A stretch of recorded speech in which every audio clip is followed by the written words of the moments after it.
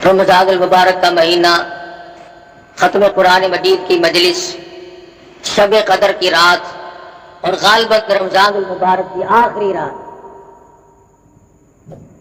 جس قدر قدردانی کی جا سکے وہ کر لیں۔ نہ معلوم اس مہینے کی یہ راتیں، یہ ساعتیں، یہ گھڑیاں پھر ہم میں سے کس کو نصیب ہوں گی اور کس کو نہیں۔ ہزاروں لاکھوں لوگ گزشتہ رمضان المبارک میں زندہ تھے، کاروبار کر رہے تھے، کھانا پینا کر رہے تھے، اتنے غافل تھے کہ ان کے دل میں اس بات کا گمان تک بھی نہیں تھا کہ ہم دنیا سے جائیں گے۔ موت پہ صحیح معنوں میں یقین تک نہ تھا، لیکن خدا کا فیصلہ اٹل ہوتا ہے۔ سال بھر کے اندر اندر مختلف بہانوں سے موت واقع ہوئی، آج قبروں میں ہے، اور نہ معلوم آئندہ رمضان کے آنے سے پہلے پہلے ہم میں سے کتنے لوگ قبروں میں جا چکے ہیں۔ نہ معلوم ہم میں سے کس کس کی باری اسی سال میں ہے۔ یہ ساری چیزیں اگر ہم تصور کر کے، دھیان کر کے اللہ تبارک و تعالیٰ کے حضور میں گریہ زاری کریں، عاجزی اور انکساری کریں، تو اس حدیث کے موجب بن سکتے ہیں۔ ارشاد گرامی یا امام الانبیاء محبوب کبریا حضرت محمد مصطفیٰ صلی اللہ علیہ وسلم کا فرماتے ہیں کہ اللہ پاک آخری رمضان کی رات میں فرشتوں کو جمع کر کے فرماتے ہیں، اے فرشتوں، ان لوگوں نے روزے بھی رکھے، تراویح بھی پڑھی، قرآن مجید کی تلاوت بھی کی، اب ان کو کیا ملنا چاہیے؟ فرشتے عرض کریں گے الہ العالمین، جب مزدور اپنی مزدوری کا پورا کام کر چکے، وہ اپنی مزدوری کا حق رکھتا ہے۔ اللہ پاک فرمائیں گے فرشتوں، مجھے اپنی کبریائی کی قسم، مجھے اپنی الوہیت کی قسم، مجھے اپنی عزت کی قسم، مجھے اپنے جلال کی قسم، مجھے اپنی شان کبریائی کی قسم، تم گواہ ہو جاؤ میں نے ان لوگوں کو معاف کر دیا۔ اللہ پاک کی مغفرت عامہ کا دریائے کرم بہتا ہے۔ آج بھی اگر کوئی محروم ہے تو پھر اس نے تو محروم ہی رہنا، اس کے مقدر کھوٹے، اس نے اپنے اعمال کو اتنا کھوٹا کر لیا کہ عام دریائے عام بہا، دریائے کرم خداوند ذوالجلال کا بہا، پھر بھی قطرہ نصیب نہیں ہو سکا تو اور کم ملے۔ اور یہ ساری چیزیں قدردانی کی ہیں۔ جب مسلمان قرآن کریم کی قدردانی کیا کرتے تھے تو ان کے یقین اور نظریات کچھ اور تھے۔ مسلمان کا یہ یقین تھا کہ قرآن کریم کا ایک ایک لفظ حق ہے، سچ ہے، پک ہے۔ کیوں؟ اس لیے کہ اس نے تو، جس نے قرآن مجید ہاتھ میں اٹھایا اور سورۃ فاتحہ کی تلاوت کی اور الف لام میم کے بعد وہ جب پڑھنے لگا تو قرآن مجید نے خود کہا، اور میرے تلاوت کرنے والے، پڑھنے والے، ذالک الکتاب لا ریب فیہ، علم یقین کے ساتھ میری تلاوت نہ کرنا، کچا یقین رکھتے ہوئے میری تلاوت کرنے کی کوشش نہ کرنا۔ لا ریب فیہ، یہ وہ کتاب ہے جس کے آئین میں، جس کے قانون میں، جس کے احکام میں ذرہ برابر بھی شک کی گنجائش نہیں۔ وہ سب سے پہلے مطالبہ کرتا ہے، پہلے یقین کامل پیدا کر، اس کے بعد تلاوت کی طرف آنا، اور فرمایا ادب کرنا بھی سیکھ لے۔ لا یمسہ الا المطہرون، خبردار قرآن مجید کو بغیر وضو کے ہاتھ نہیں لگانا۔ کیوں؟ اس لیے تنزیل من رب العالمین، یہ رب کی طرف سے آیا ہوا کلام ہے، کسی آدمی کا کلام نہیں، کسی وزیر کا کلام نہیں، کسی بادشاہ کا کلام نہیں، یہ خداوند ذوالجلال کا کلام ہے۔ اس کی کریمی کا کیا کہنا؟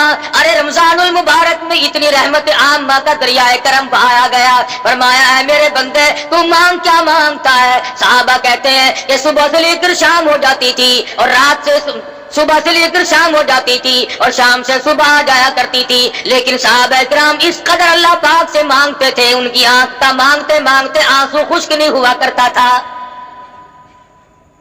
اور آڑے سے آڑے وقت میں، اور یقین اصل میں جب تک خدا کی ذات پہ یقین کامل نہ ہو، خدا کے کلام پہ یقین کامل کیسے آئے گا؟ اس کی ذات پہ یقین کامل پیدا ہونا یہ شرط ہے، لا بدی امر ہے۔ صحابہ اکرام نے سرکار دو عالم صلی اللہ علیہ وسلم کے ارشاد پہ یقین کیا، مصیبتوں، تکلیفوں، پریشانیوں کی پرواہ نہ کی۔ تاریخ میں کوئی یہ ثابت نہیں کر سکتا کہ کبھی کسی صحابی نے یہ گلہ کیا، یہ شکوہ کیا ہو کہ ایمان کی وجہ سے مجھ پہ مصیبتوں کے پہاڑ آ پڑے، میں نے بڑی غلطی کی ہے۔ ایمان قبول کر کے میں نے غلطی کی ہے، کوئی صحابی یہ نہیں کہتا، کبھی نہیں کسی نے، چاہے اس کی اپنی جان پہ پڑے اور چاہے صحابہ کو اپنے بچوں کے قیمے اپنی آنکھوں سے دیکھنے پڑے، اور چاہے صحابہ کرام اور صحابیات نے اپنے بچوں کو پیاسے اور بھوک کے مارے اپنی گود میں اتنی زبان باہر نکال کر تڑپ کر ایڑیاں رگڑ کر مرتے تو دیکھا، پر صحابی نے کبھی اس بات کا اپنے زبان سے اقرار نہ کیا اور گلہ نہ کیا، شکوہ نہیں کیا کہ خدا پر ایمان لانے کی وجہ سے میرے بچے کا کیا حال بنا۔ آج وہ یقین نہیں، جنہیں وہ یقین ملا ان کے کچھ اور حالات۔ سیدنا ابراہیم علیہ الصلوۃ والسلام ہے، باپ بت گر نہیں بلکہ بت پرست ہے، بت بنانے والا ہے، بت پرست بھی ہے، بت پرست نہیں بلکہ بت گر ہے، بت بناتا ہے۔ عجیب تجارت نکال رکھی تھی خلیل اللہ کے باپ نے، والد نے۔ کئی لوگ یہ کہتے ہیں کہ آزر کی عقل ماری گئی تھی، پتھروں کے خدا بناتا تھا۔ پتھر کے خدا بنانا مشکل ہے، کیا ہم نے اپنے آپ کو خدا نہیں بنایا ہوا؟ قرآن کہتا فرأیت من اتخذ الہہ ہواہ، آپ ان لوگوں کو بھی دیکھیں گے جنہوں نے اپنی خواہشات کو، اپنی مرضیات کو اپنا خدا بنایا ہوا ہے۔ جو دل میں آ گیا، جو میرے پسند آئے وہ صحیح، اور جو میری سمجھ میں نہ آئے وہ غلط۔ قرآن کریم کا فیصلہ ہے کہ اے محمد عربی صلی اللہ علیہ وسلم، آپ ان لوگوں کو بھی تو دیکھیں گے جنہوں نے اپنی خواہشات کو، اپنی مرضیات کو، اپنی تمناؤں کو اور اپنی اغراض کو، اپنے مقاصد کو اپنا الہ بنایا ہو۔ آج ہم کب سوچتے ہیں کہ خدا کا فرمان کیا ہے؟ ہم تو یہ سوچتے ہیں کہ میری غرض کہاں ہے، میرا فائدہ کیسے ہے۔ بس یہ فرق ہے صحابہ کے ایمان میں میرے اور آپ کے ایمان۔ صحابہ یہ کہتے تھے میری جان بچے یا نہ بچے، ایمان بچے۔ ہم کہتے ہیں کارخانہ لگے، بنگلہ بنے، کوٹھی تیار ہو، ایمان کا بیڑا غرق ہوتا ہے تو ہو جائے۔ یہ فرق ہے ہم میں اور صحابہ کرام۔ ابراہیم علیہ السلام کا والد بت بناتا ہے پتھر کے، اور ہم نے اپنے آپ کو بت بنایا ہوا۔ جب اللہ تبارک و تعالیٰ کی ذات و صفات میں کوئی شرک کرتا ہے، اس کی عقل کا دیوالیہ نکل جاتا ہے، دیوالیہ نکل جاتا ہے۔ ابراہیم علیہ السلام کے سر پہ ٹوکرے میں پتھروں کے بت بنا کر کے رکھ دیتا، جا میرے بیٹے خداؤں کو بیچ کے آ، معبودوں کو بیچ کے آ۔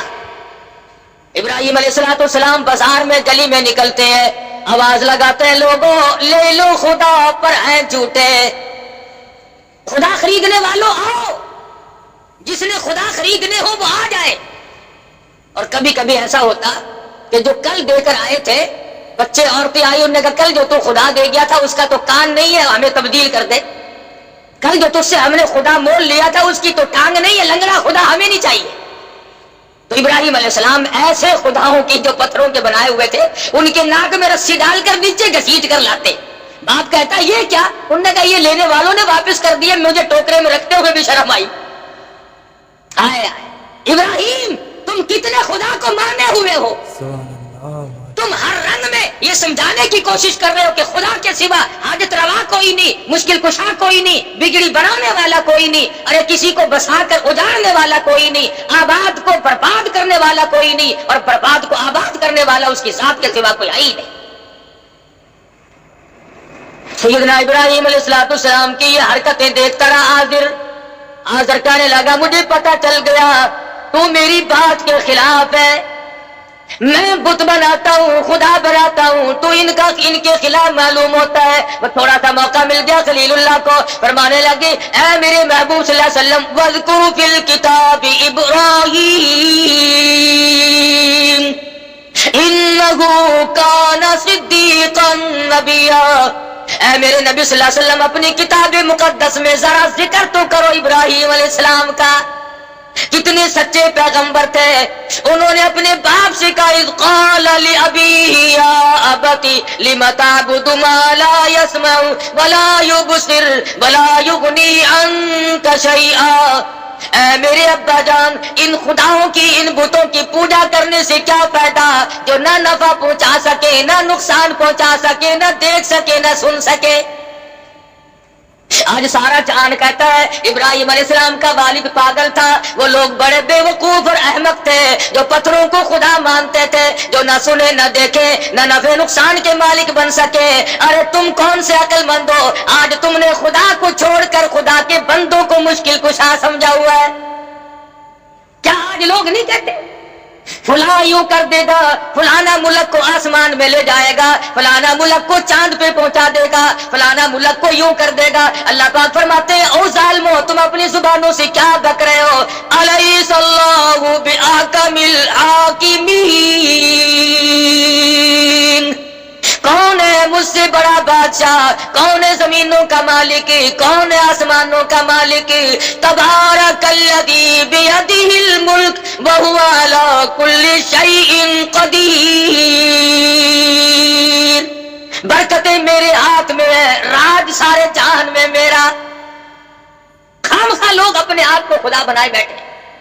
فرمایا جو میں نے قرآن بھیجا ہے، جو تمہارے لیے ضابطہ بنا کر کے بھیجا ہے، جو دستور بنا کر کے بھیجا ہے، تمہیں اس کی پیروی کرنی پڑے گی۔ اگر تم اس کے علاوہ اور نظریات لے کر آؤ گے اور دستور زندگی بناؤ گے اور اپنے طرح طرح کے آئین بنا کر کے بیٹھو گے، اللہ پاک فرماتے ہیں میرے آئین میں تم شرک کرو گے، پھر میرے یہاں تمہارے لیے کوئی ٹھکانہ نہیں۔ خدا کا بھیجا ہوا دستور، خدا کا بھیجا ہوا آئین اور امام الانبیاء محبوب کبریا حضرت محمد مصطفیٰ صلی اللہ علیہ وسلم کا لایا ہوا دستور، اس کی خلاف ورزی دیکھنا آنکھوں سے کتنی غلطی ہے۔ آج ہم کیا کر سکتے ہیں؟ سید عطا اللہ شاہ صاحب بخاری سب کہہ دو رحمت اللہ علیہ، اللہ پاک کی کروڑ رحمت نازل ہو اس مرد قلندر کی قبر مبارک پہ، آمین۔ کا لاہور میں تقریر فرمائی اور موقع تھا، راجپال نے رنگیلے رسول کے نام سے ایک رسالہ کتابچہ لکھ مارا، اس میں سرکار دو عالم صلی اللہ علیہ وسلم کی شان میں گستاخی کی۔ یہ بھی وہی وقت تھا، شاہ جی نے تقریر فرمائی، دائیں طرف علماء بیٹھے تھے، سامنے مجمع بیٹھا تھا، بائیں طرف کچھ اباش قسم کے لوگ بیٹھے تھے، نوجوان۔ شاہ جی نے پہلے دائیں طرف منہ کر کے خطاب کرتے ہوئے فرمایا کہ علماء کی جماعت، وہ سامنے دیکھو، ایسا صدیقہ دوپٹہ لہرا رہی ہے اور تم سے سوال کرتی ہے کہ تمہارے ابا کی آبرو پہ کافر نے ہاتھ ڈالا ہے۔ اور پھر بائیں طرف خطاب کرتے ہوئے فرمایا نوجوانوں، وہ دیکھو اپنی قبر سے فاطمہ الزہرا نکل آئی ہے اور دوپٹہ اتار کر کہہ رہی ہے کہ نوجوانوں تم کہاں سو گئے، کالی کملی والے کی عزت پہ ہاتھ مارا، میرے ابا کی آبرو پہ لوگوں نے ہاتھ مارنے شروع کر دیے، تم کس کا کلمہ پڑھو؟ نمازی بھی بیٹھے تھے، حاجی بھی تھے، غازی بھی تھے، نیک پرہیزگار سخی بھی تھے، خیرات کرنے والے بھی تھے، مگر ان نوجوانوں میں ایک نوجوان ہے، عالم نہیں، حافظ نہیں، قاری نہیں، حاجی نہیں، بلکہ پختہ لمبا چوڑا نمازی بھی نہیں۔ بس وہیں سے دل میں سوچ بیٹھا میری زندگی کائے کی، لعنت زندگی پہ، میں دنیا میں زندگی گزار رہا ہوں، کالی کملی والے کی ذات پہ حرف آئے، میری زندگی کس کام کی؟ گھر گیا اور جا کے خاموش لیٹ گیا۔ اماں نے پوچھا کیا بات ہے، کسی سے لڑ جھگڑ کر کے تو نہیں آیا، اداس سا کیوں ہے؟ کہنے لگا نہیں لڑائی میں نے کس سے کرنی ہے۔ تو امی جان کہنے لگی پریشانی کی کیا بات ہے، چند دن تیری شادی کے باقی، اب تو خوشی خوشی رہا کر۔ آنکھوں میں آنسو لے آیا اور کہنے لگا امی جان شادی ملتوی کر دے، میری شادی کو ملتوی کر دے۔ اس نے کہا کیوں؟ کہنے لگا اب تو شادی کہیں اور ہی جا کے کرنی ہے، اب یہاں شادی نہیں کرنی۔ چھپے چھپے چھڑا بنا رہا ہے، تیاری کر رہا ہے، میں اس کو زندہ نہیں چھوڑوں گا جس نے کالی کملی والے کے دامن پہ ہاتھ مارا، جس نے سرکار مدینہ کی آبرو پہ ہاتھ ڈالنے کی کوشش کی، جس نے شہنشاہ کائنات کی عزت پہ ہاتھ صاف کرنے کی کوشش کی۔ اب دونوں دنیا میں نہیں رہیں گے، یا راجپال رہے گا یا علم الدین رہے گا، دونوں نہیں رہے، تیاری کر رہا ہے۔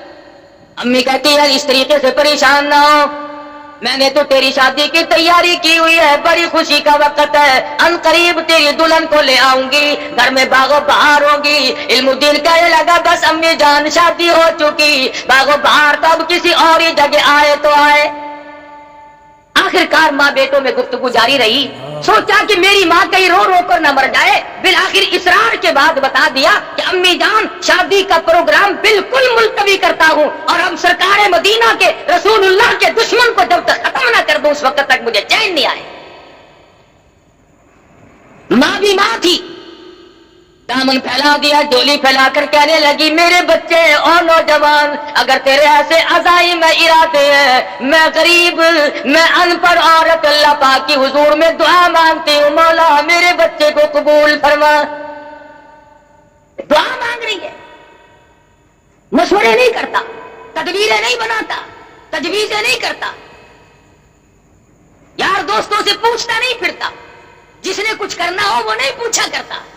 وہ چھڑا لیا اور انارکلی کے بازار میں پہنچا، اور وہاں جا کر کے راجپال کو چھڑا مارا، اور اسے ختم کرنے کے بعد خود تھانے میں پیش ہو گیا۔ انگریز کا زمانہ تھا، آخر گرفتار تو ہونا ہی تھا، میاں والی جیل میں ڈال دیا گیا۔ بمبئی سے بڑے بڑے وکیلوں کو بلایا، پاکستان کے بانی محمد علی جناح جو اس وقت وکالت کیا کرتے تھے ان کو بلایا گیا، تو جب ملاقات کی جیل میں تو یوں کہا کہ علم و دین انکار تو کر دے، چھڑا میں لوں گا۔ اس نے کہا کیسے؟ کہ اس سے انکار کر دے کہ راجپال کو میں نے نہیں مارا۔ کہنے لگا نمازی میں نہیں، حاجی میں نہیں، لمبے چوڑے پرہیزگار متقی میں نہیں، تسبیح میں نے نہیں پھیری، تلاوتیں میں نے نہیں کی، ارے ساری عمر گناہوں میں گزاری، ایک ہی تو نیکی کی ہے، اسی سے انکار کر دو۔ تمہیں کس نے کہا کہ میرا پروگرام بچنے کا ہے؟ میں بچنے کا ارادہ ہی نہیں رکھتا۔ چنانچہ صاحب کہہ دیا وکیل صاحب نے کہ بچنا محال ہے، بس قصہ ختم ہے، یہ انکار نہیں کرے گا، بچے گا نہیں۔ چنانچہ سزائے موت آخر ہوئی۔ مولانا قاضی احسان بن شجاع باقی سب کہتے رحمۃ اللہ علیہ فرماتے تھے کہ جس وقت جیل میں ملاقات کرنے گئے تو جیل کے سپرنٹینڈنٹ نے بتلایا کہ رات کو علم الدین کی کوٹڑی سے ایسے نور کی روشنی نکلتی ہے، آسمان تک بلند ہو جاتی۔ تمام لوگوں نے دیکھا، سب لوگ دیکھتے۔ بالآخر وہ گھڑی آ پہنچی، سزائے موت ہو گئی، پھانسی کا وقت قریب آ گیا، پھندے کے قریب پہنچا، عزیز رشتہ دار آئے، ملنے جلنے والے لوگ، مسلمان ہمدرد آدمی کہنے لگے علم الدین کوئی تمنا ہو تو بتاؤ، کوئی آرزو ہو تو کہہ لو، کسی قسم کی حسرت ہو تو بیان کرو۔ بندہ پکڑ کر کہنے لگا بس اب ایک ہی تمنا ہے، ایک ہی آرزو ہے، ایک ہی حسرت ہے، اور وہ یہ کہ جو تجلی، جو نور، جس چیز کا دیدار جیل کی کوٹڑی میں بار بار ہوا، علم الدین کی تمنا بس اب ہر وقت وہی دیدار کرتا رہوں۔ علم الدین تو دنیا میں اب نہیں رہے گا، تیرا آخری وقت آ پہنچا، بندہ تیرے سامنے پھانسی کا موجود ہے۔ چوم کے کہنے لگا لوگوں تمہاری نظروں میں یہ موت کا پھندا ہے، میری نظروں میں محبوب کو ملنے کا دروازہ ہے۔ تم اس کو موت کا پھندا کہتے ہو، میں اسے آقا سے ملنے کا ایک دروازہ کہتا ہوں۔ ادھر موت آئے گی، ادھر میں اپنے آقا سے ملوں۔ مجھے بڑی خوشی ہے، میں غم میں جان قطع نہیں دے رہا، بس یقین بیٹھ جو گیا۔ دیکھا دنیا نے کہ دنیا کے سامنے کیا ہوا، اور صحابہ کرام کا تو کیا کہنا کہ انہوں نے اپنے اپنے وقت میں اور اپنے اپنے انداز میں اللہ تبارک و تعالیٰ کے ایک ایک حکم پہ جان کی بازی لگائی۔ توحید باری تعالیٰ صحابہ کرام جب بیان کرتے تھے، اپنے ایمان کا اعلان کرتے تھے تو سارے کافر دشمن ہو جاتے تھے، اپنے بھی پرائے، یاریاں ٹوٹتی تھی، رشتہ داریاں ٹوٹتی تھی، عزیز و اقارب الگ ہوتے تھے، مقام جاتا تھا، حتیٰ کہ وطن کو بھی خیر بات کہنا پڑا صحابہ کرام۔ اور دوسری طرف ان کو تمام چیزیں یوں میسر تھی۔ حضرت زید بن حارث سب کہتے رضی اللہ تعالیٰ غلام ہیں، بکتے بکتے حضور صلی اللہ علیہ وسلم کے پاس پہنچے، حضور نے خرید لیا۔ والد کو پتا چلا کہ میرا بیٹا مکے میں ہے، تلاش کرتے کرتے حضور کے پاس آ پہنچا۔ حضور نے فرمایا میں نے تجھے آزاد کر دیا، تو اپنے باپ کے ساتھ جا سکتا ہے۔ زید بن حارث کھڑے ہو کر کے کہنے لگے میں اپنے باپ کے ساتھ تو تب جاؤں جب مجھے سرکار مدینہ جیسا شفیق باپ کہیں اور ملتا۔ کس قدر سرکار دو عالم صلی اللہ علیہ وسلم کی رحیمانہ اور قریبانہ زندگی ہے کہ صحابہ کرام کو یوں گرویدہ کر دیا۔ لیکن ظالموں نے، دشمنان دین نے سرکار دو عالم صلی اللہ علیہ وسلم کو بھی نہیں بخشا۔ رات دن پروگرام بناتے تھے، ہر وقت تجویزیں لگاتے تھے، کون سی صورت ہے ان کو ختم کرنے کی، کیا طریقہ کار ہو سکتا ہے۔ चुनाचे एक रोज प्रोग्राम बनाया कि भाई सारे इकट्ठे होकर अबू तालिब के पास चलो, फिर कोई बात बनेगी। गलतकार लोग रात दिन तजवीज़ें ही बनाया करते हैं। इकट्ठे होकर के आ गए अबू तालिब के पास और आकर के कहने लगे, अबू तालिब तेरे बुढ़ेपे का लिहाज है, तू मक्के का सरदार है, बड़ा मुअज़्ज़िज़ आदमी है, वरना इस नबी को तो नऊज़ुबिल्लाह हमने कभी से उड़ा दिया होता। हम कोई थोड़े, तौबा, हमारी ताकत का कोई अंदाजा कर सकता है? तेरी सरदारी का लिहाज है, तेरे बुढ़ेपे का लिहाज। अबू तालिब कहने लगा, क्या बात, तुम्हें क्या तकलीफ पहुंची? लगा, ये तुम्हारा भतीजा हमें हर वक्त गालियां निकालता है, हर वक्त हमें गालियां देता है तुम्हारा भतीजा। अबू तालिब ने हुजूर अनवर सब कह दो सल्लल्लाहु अलैहि वसल्लम की ज़ात अक़दस को बुलवा भेजा। हुजूर तशरीफ ले आए। अबू तालिब कहने लगे, ओ मेरे यतीम भतीजे, ये मक्के के लोग शिकायत करते हैं, कहते हैं तेरा भतीजा गालियां निकालता है। हुजूर सल्लल्लाहु अलैहि वसल्लम ने फरमाया, चाचा जान सारी उम्र में कभी भी किसी को किसी हाल में भी गाली नहीं दी। पत्थर मैंने खाए, मार मैंने खाई, रात दिन इनकी मार सहता हूं, मैंने तो कभी गाली तो क्या बद्दुआ भी नहीं दी। मक्के का कौन सा चौक है जिसमें इन्होंने मुझे नहीं मारा? कौन सी वो जगह है?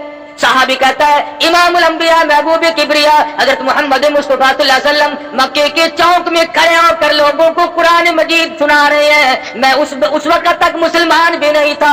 मैंने देखा चारों तरफ काफिरों का मजमा लगा हुआ है, कोई पत्थर मार रहा है, कोई ईंट मारता है, कोई रोड़े मारता है, कोई हड्डी मारता है, फेंक कर चारों तरफ से मार पड़ रही है। और सरकार मदीना बिला तामुल कुरान मजीद की तिलावत फरमा रहे हैं, जख्मों से खून के फुहारे छूट रहे हैं। एक औरत ने कोठे पे से आवाज दी, ऐ ज़ैनब तुम कहां चली गई? तुम्हारे अब्बा को लोगों ने लहूलुहान कर दिया। हज़रत ज़ैनब अपने घर से निकली रज़ियल्लाहु ताला ना, पानी का प्याला लेकर। ज़ैनब की आंखों ने देखा सरकार मदीना का तमाम जिस्म जख्मी है, लहू में कपड़े भी तरबतर है, शराबूर है। बेटी अपने बाप को लिपट गई, अब्बा जान घर चलो, ये लोग क्यों मारते हैं? क्या वजह है? मार क्यों पड़ी? क्या हुआ?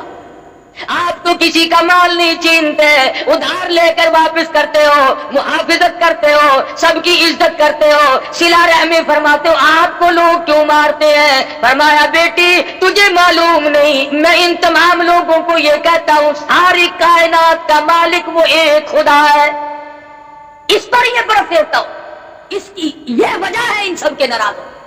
मैं खुदा का कुरान सुनाता हूं, अल्लाह की तौहीद का पैगाम इन तक पहुंचा। मुर्रिखीन ने लिखा है, हज़रत ज़ैनब ने पानी का प्याला पेश कर दिया, सरकार मदीना सल्लल्लाहु अलैहि वसल्लम ने मुंह मुबारक में लेकर कुल्ली जो की तो मुंह से लहू आए। वो मार सही है काली कमली वाले ने, खुदा की कसम। हुजूर फरमाते हैं, बुखारी शरीफ में हदीस मौजूद है कि अल्लाह की राह में जितनी मैंने मार खाई इस जमीन के ऊपर, इस आसमान के नीचे, इतनी किसी ने मार नहीं। और बल्कि एक मकाम पे आता है, यूं फरमाया कि और तो और रहे, गैर तो गैर रहे। मेरी पैदाइश के वक्त में जिस चचा ने मिठाई बांटी थी, जिसने बांदिया और गुलाम आजाद किए थे, मेरे बदन पे, मेरे जिस्म पे ऐसी जगह नहीं जहां पे सगे चचे के हाथ का पत्थर ना लगा। कोई मजाक है?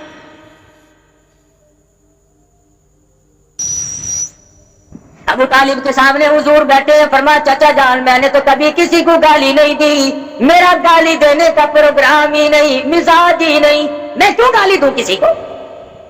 वो वहीं पे बैठे थे, मक्के के जो बड़े बड़े शैतान थे वो वहीं मौजूद थे।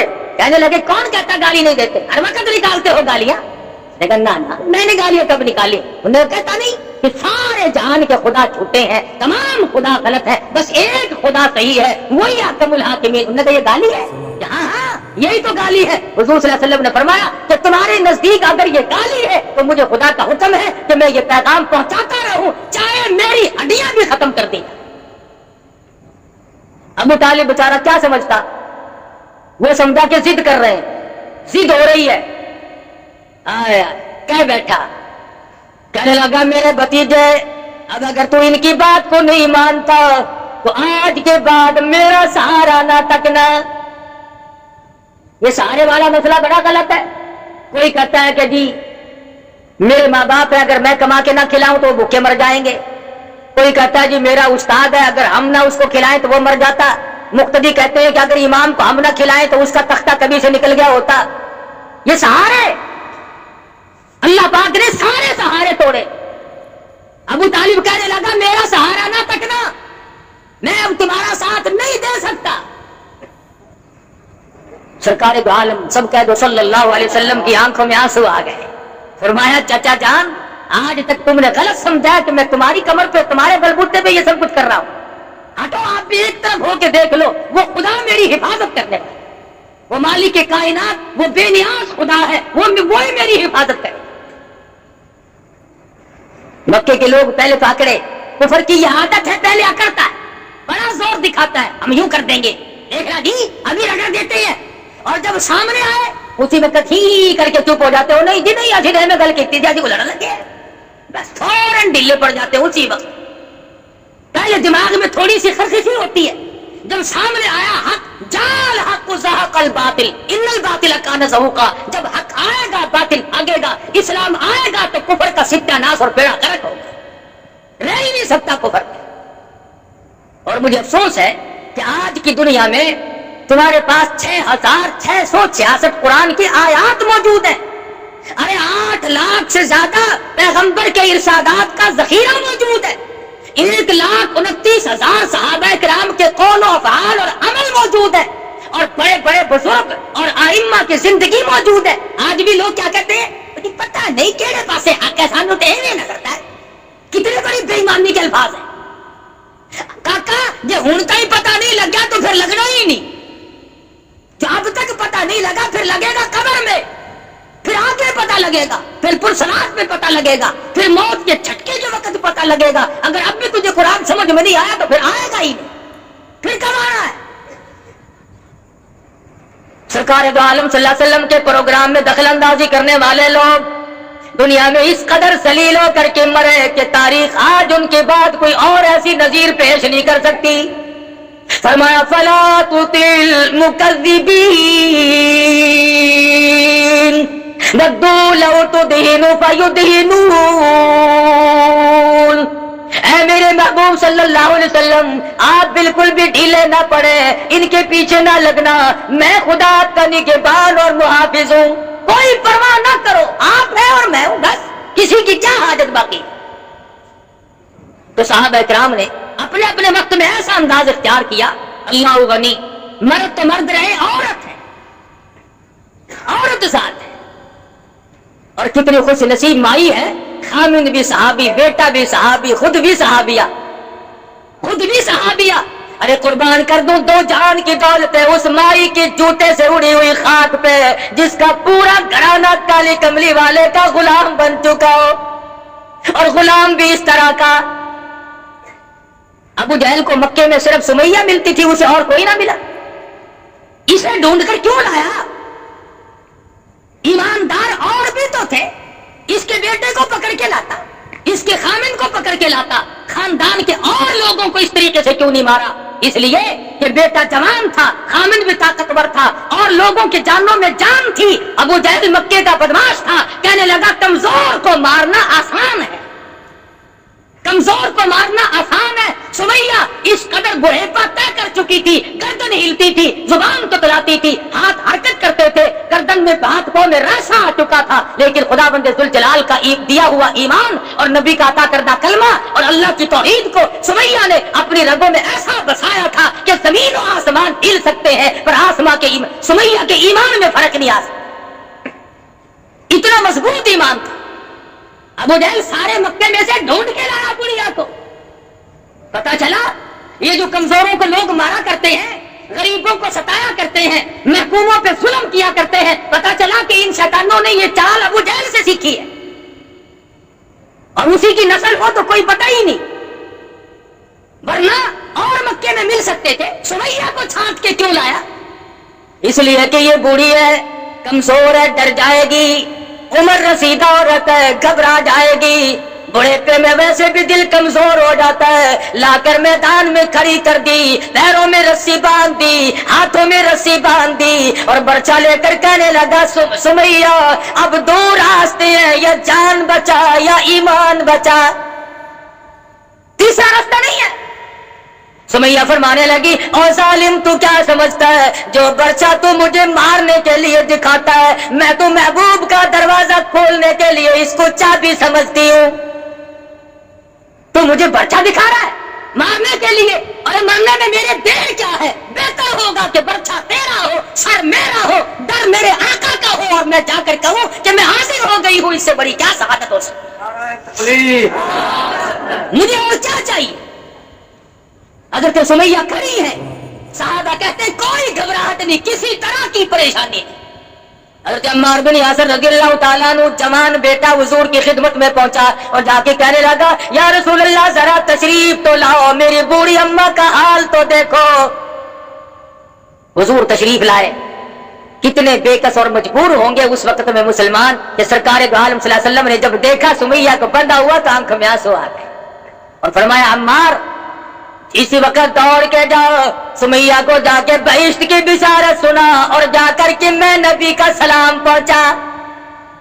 क्या खुशनसीब माई है, आखिरी वक्त में तुझे पैगंबर का सलाम आ रहा है, शहंशाह कायनात का तुझे सलाम मिला। इसलिए नहीं कि तू बंगले से निकल रही है, इसलिए नहीं कि तू कोठी से निकल रही है, इसलिए नहीं कि तू वजीर आजम की बीवी है, इसलिए नहीं कि तू गवर्नरों के खानदान से है, इसलिए नहीं कि तू दुनिया में बहुत ज्यादा हसीन और जमील है, बल्कि इसलिए कि आका की गुलामी का फंदा तुमने वो मजबूत डाला है कि तुम अपनी जान का कीमत तो बनवा सकती हो, पर ईमान के मैदान से पीछे हटने के लिए कतन तैयार। सुमैया के बेटे ने आकर के सलाम पहुंचाया, नबी का पैगाम और बिशारत दी तो मुस्कुरा रही हैं, काफिर हैरान खड़े हैं। हम तो कहते थे बुढ़िया घबराएगी, ये थर थर कांपने वाली, ये ज़ईफा, ये कमजोर, ये नातवा, हमने तो सोचा था ये फिर जाएगी तो और भी फिरेंगे, अरे बूढ़ी का ये हाल है तो जवान क्या करेंगे। हज़रत सुमैया रज़ियल्लाहु ताला अन्हा बिल्कुल आराम से खड़ी है, बार बार चारों तरफ से काफिर डरावा दे रहे हैं, अभी अभी तेरे टुकड़े कर दिए जाएंगे, अभी अभी तुझे चीर दिया जाएगा, अभी अभी तुझे तेरा कीमा बना दिया जाएगा, अभी तुझे यूं मारा जाएगा। सुमैया कहने लगी, बात ही कोई नहीं, मेरे यहाँ मरने जीने का फर्क खत्म हो गया। क्यों? इसलिए उल्फत में बराबर है, वफा हो या कि जफा हो, हर चीजों में लज्जत है गर दिल में मजा हो। तुम मुझे मरने से डरा रहे हो, अरे ये जो वक्त गुजर रहा है मुझे ये शाक मालूम होता है, जल्दी करो मुझे मेरे महबूब से मिलाओ। ये मौत मेरे लिए दरवाजा बनेगा, मैं अपने परवरदिगार से मिलूंगी, मैं अपने कलमे की शहादत दूंगी, मैं अपने मजबूत ईमान का इजहार करूंगी, मेरे यहाँ घबराहट का नामो निशान नहीं।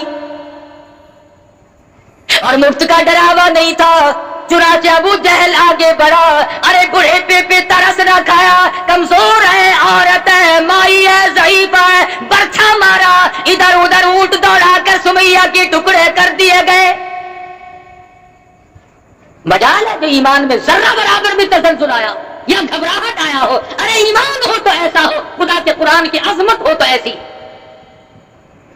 आज हम अपने आप को मुसलमान भी कहलाते हैं और सर्रा बराबर भी तकलीफ का तामुल करने के लिए हम लोग तैयार नहीं।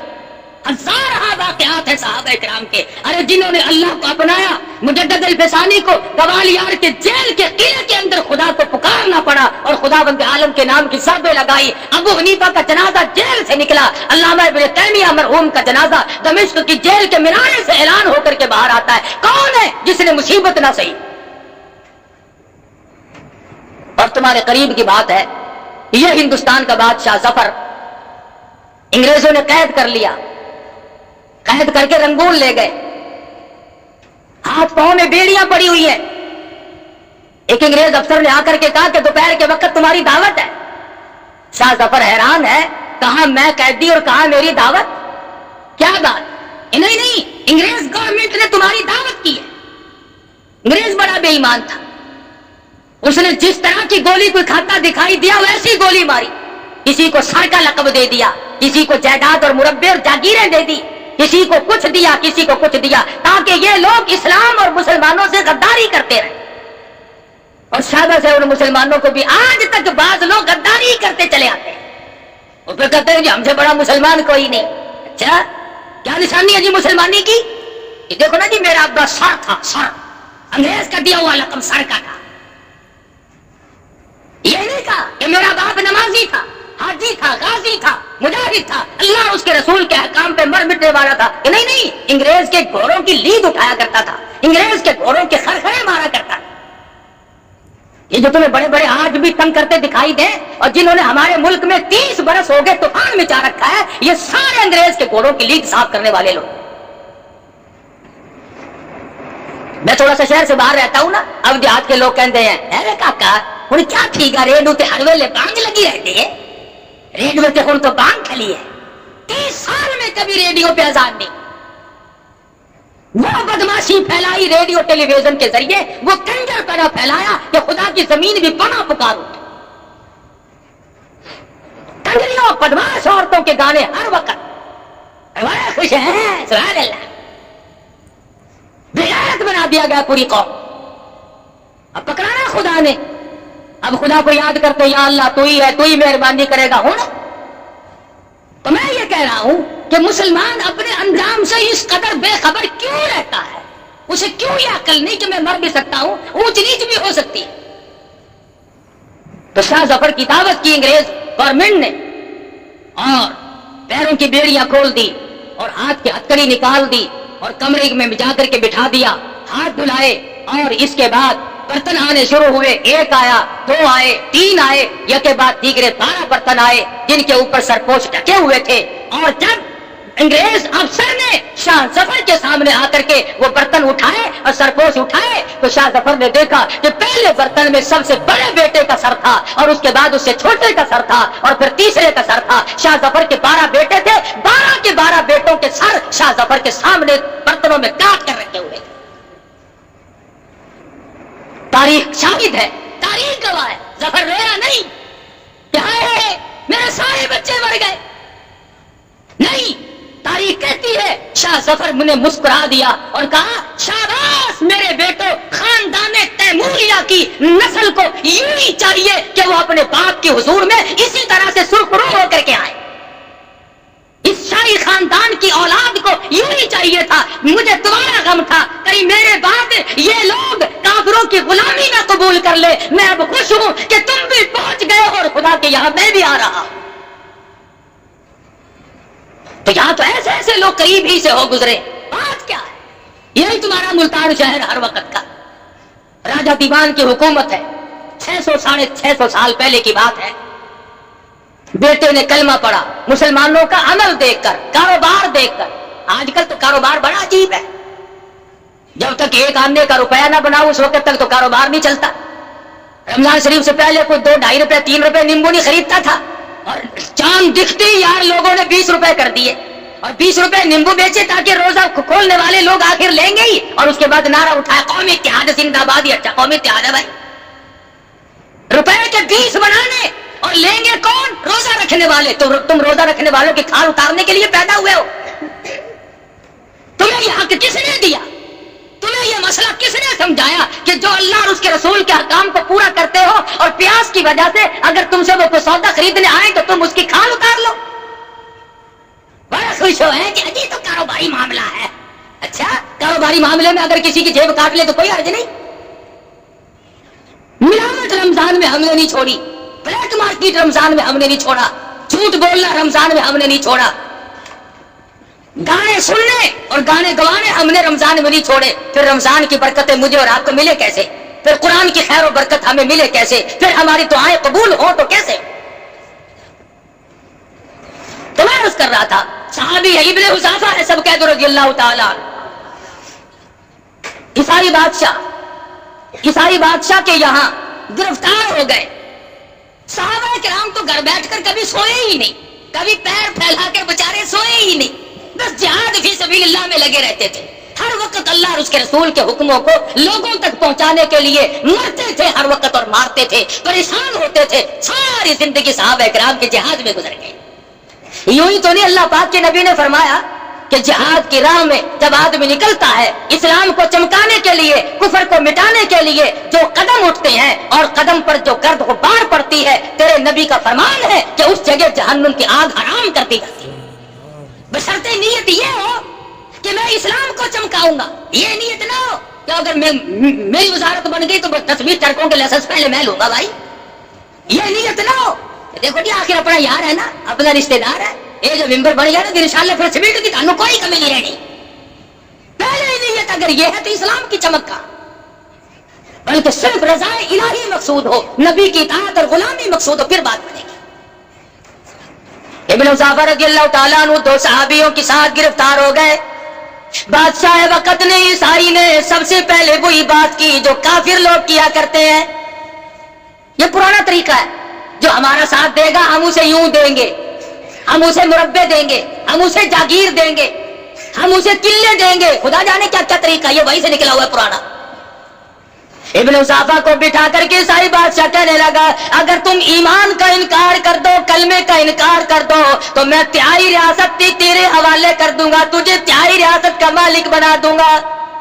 इब्न हुज़ैफा जवाब दे फरमाने लगे, ओ जालिम, तो काफिर, तू मुझे दुनिया का लालच देता है, मुझे ला इलाहा इल्लल्लाह मुहम्मदुर रसूलुल्लाह सल्लल्लाहु अलैहि वसल्लम के बाद मेरे नबी ने जो बिशारत दी है, इतनी बड़ी बहिश्त मिलेगी जो तेरी पूरी रियासत से भी 100 गुना बड़ी होगी, तेरी पूरी रियासत से 100 गुना बड़ी होगी, जो अल्लाह के नबी ने बहिश्त का मुझसे वादा फरमाया।